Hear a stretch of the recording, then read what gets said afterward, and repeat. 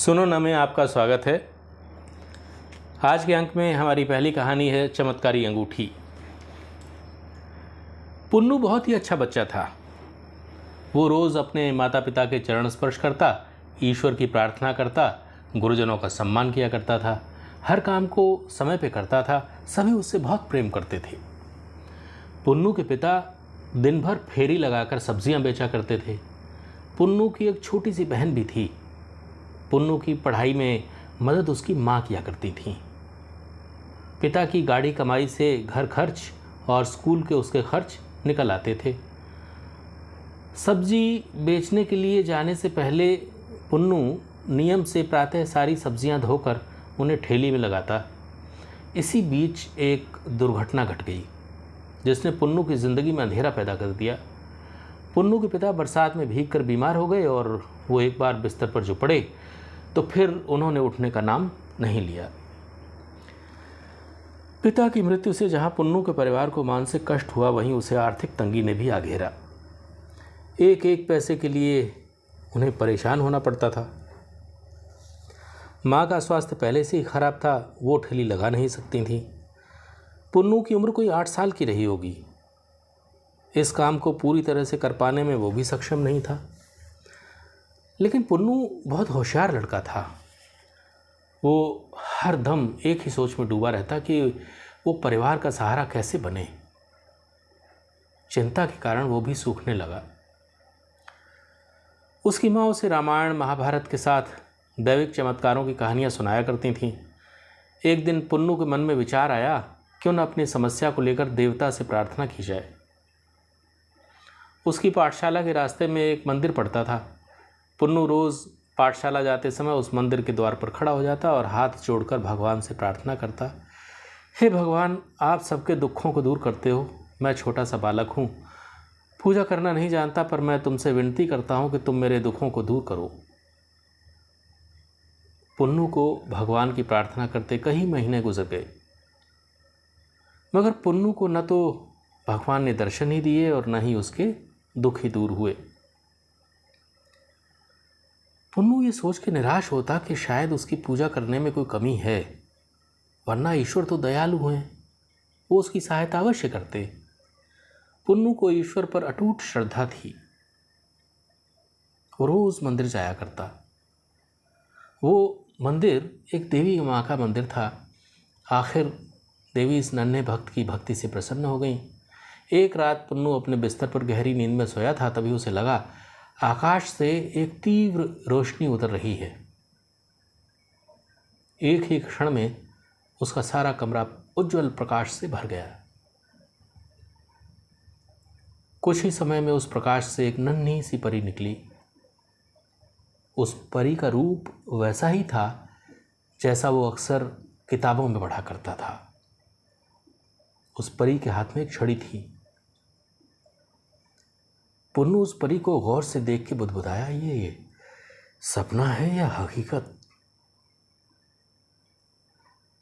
परी मुस्कुरा के बोली, ये हकीकत है पुन्नू।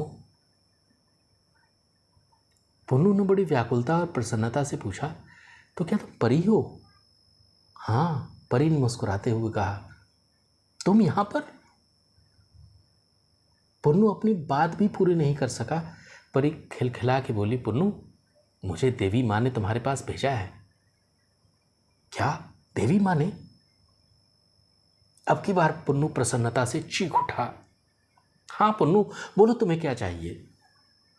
पुन्नू बोला, परी, अगर तुम सचमुच देवी की दूत हो तो मेरी माँ को स्वस्थ कर दो।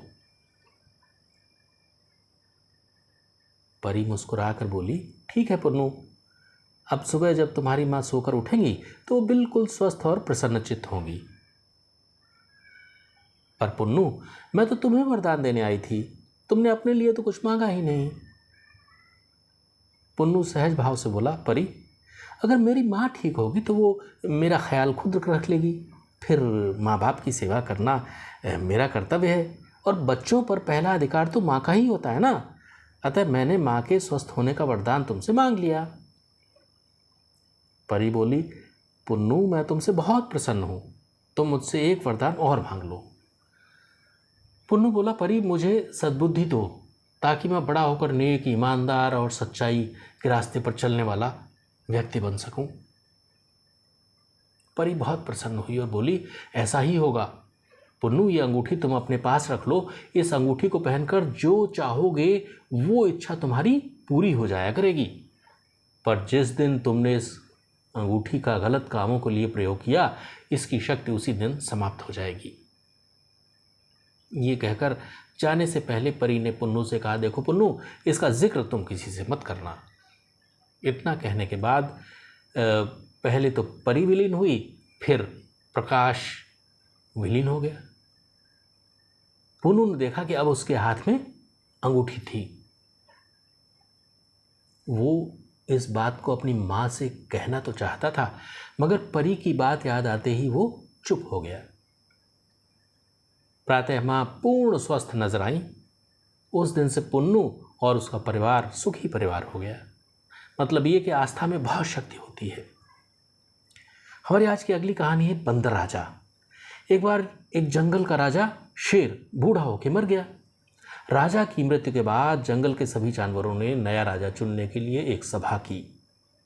राजा बनने के लिए बहुत से जानवर उतावले थे, मगर कोई भी इस पद के योग्य पाया नहीं गया।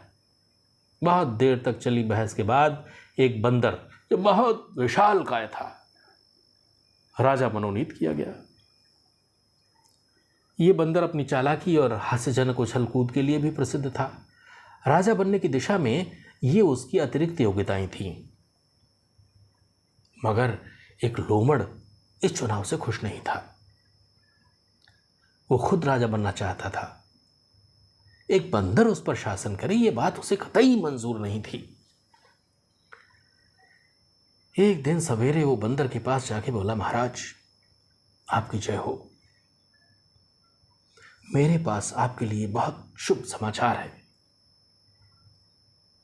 मगर ये आपको अपने तक ही रखना होगा। बंदर ये सुन के बड़ा खुश हुआ और उत्सुकता पूर्वक बोला, हाँ हाँ बताओ क्या समाचार है। बंदर ने कौतूहल से पूछा, महाराज मैंने पास के जंगल में एक छुपा हुआ खजाना ढूंढ लिया है। लोमड़ बोला, अब आप चूंकि राजा हैं, अतः ये सारा धन आपका ही होना चाहिए, इसलिए मैंने उस धन को वहीं पे रखा हुआ है। आइए मैं आपको दिखाऊं। बंदर बिना एक क्षण गंवाए लोमड़ के साथ जाने के लिए तैयार हो गया। लोमड़ उसे एक ऐसे गड्ढे के पास ले गया जिसमें ऊंची ऊंची घास और झाड़ियां उगी हुई थी। वहां लोमड़ फुसफुसा के बोला, जहां घास उगी है ना महाराज, आप वहां हाथ डालिए, आपको खजाना मिल जाएगा। बंदर ने वैसा ही किया, मगर जैसे ही बंदर ने घास में अपना हाथ डाला, क्लिक की आवाज हुई और उसका हाथ फंदे में फंस गया। अब लोमड़ हंसने लगा। अरे तुम भी कैसे राजा हो? जब तुम्हें खुद का अपना होश नहीं है तो तुम इतने बड़े जंगल पे राज कैसे करोगे? ये कहते हुए लोमड़ हंसता हुआ एक तरफ भाग गया। मतलब ये कि उच्च पद के लिए बुद्धि का होना अनिवार्य है। तो ये थी हमारे आज के इस अंक की कहानियाँ, और अब सुनो न के अगले अंक में नई कहानियों के साथ आपसे फिर मुलाकात होगी।